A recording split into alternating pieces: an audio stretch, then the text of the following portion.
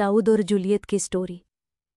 ये इस वक्त की बात है जब इज़राइल पर राजा साउल हुक्मरानी किया करता था। दाऊद अपने बाप की भेड़ बकरियां चराया करता था। उस वक्त दाऊद की उम्र 14 या 15 साल हुआ करती थी। उसी वक्त फ़लिस्तियों के सिपाही इज़राइलियों के खिलाफ इकट्ठा हुए और राजा साउल ने भी अपने सिपाही इकट्ठे किए।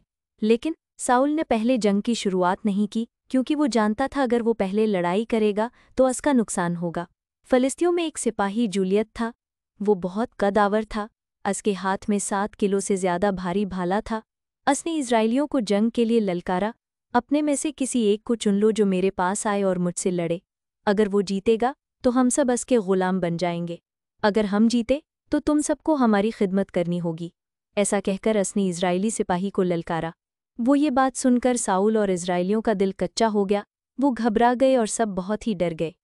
फ़लिस्तियों का सिपाही जूलियत 40 दिन तक इज़राइलियों को यूं ही ललकारता रहा। इज़राइलियों में या यहाँ तक साउल की भी इतनी हिम्मत न हुई कि वो जूलियत का सामना कर सके। तब दाऊद के बाप ने दाऊद से कहा, ये अनाज और रोटियां लेकर अपने भाइयों के पास ले जाएं, और दाऊद से अपने भाइयों का हालचाल पूछने के लिए भेजा कि वो कैसे हैं। दाऊद अपने बाप की बात को मानता हुआ अपनी भेड़ बकरियां छोड़ रखवाले के पास छोड़कर वहां गया जहां इज़राइली फ़लिस्तियों के खिलाफ इकट्ठा हुए थे।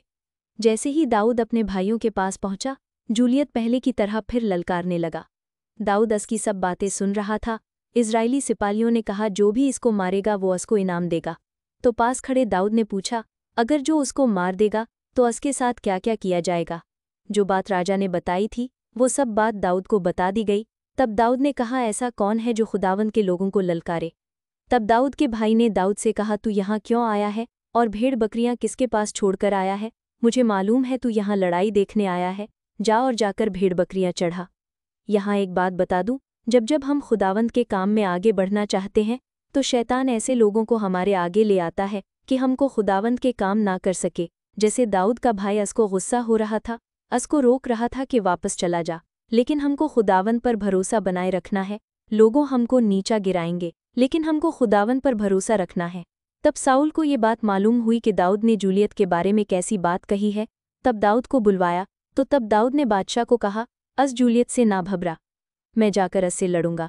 तब बादशाह ने कहा, तू अभी उससे नहीं लड़ सकता। तब दाऊद ने कहा, तेरा बंदा भेड़ बकरियां चराता, जब कोई उसको उठा ले जाता तो मैं उसके मुंह से मेमने को छुड़ाकर लाता था। अगर कोई शेर मुझ पर हमला करता तो मैं उसको मार देता।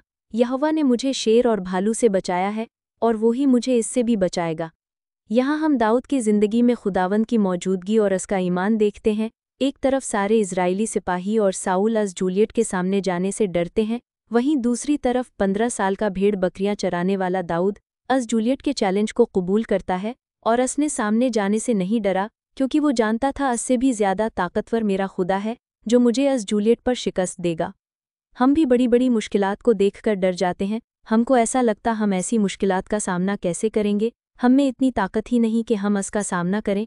लेकिन अगर आप दाऊद की तरह जूलियत को नहीं खुदावंद को देखोगे तो आप बड़ी से बड़ी मुश्किल का सामना कर सकते हैं। अक्सर हम मुश्किलों को देखते हैं, खुदावंद को नहीं। दाऊद ने उसकी ललकार या उसके कद की कोई परवाह नहीं की, क्योंकि वो जानता था उससे बढ़ा और मुझे बचाने वाला मेरा खुदा है। ऐसे ही हम बड़ी से बड़ी मुश्किल का सामना खुदावंद पर ईमान रखकर करेंगे तो आप कभी भी नहीं हारेंगे। दाऊद का ये ईमान देखकर साउल ने दाऊद को जूलियत से लड़ने की इजाज़त दे दी और उसको अपना लिबास ज़्यादा, लेकिन वो उसको पूरा नहीं था और वो उसको पहनकर चल ना सका।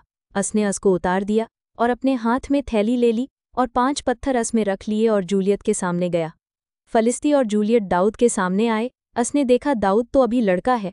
तब उसने कहा, क्या मैं कुत्ता हूँ जो तू मेरे पास लाठी लेकर आया है।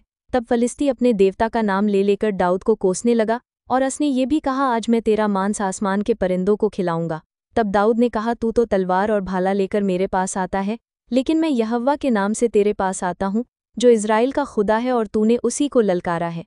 आज के दिन यहोवा तुझे मेरे हाथ कर देगा और मैं तुझे मारकर तेरा सर धड़ से अलग कर दूंगा।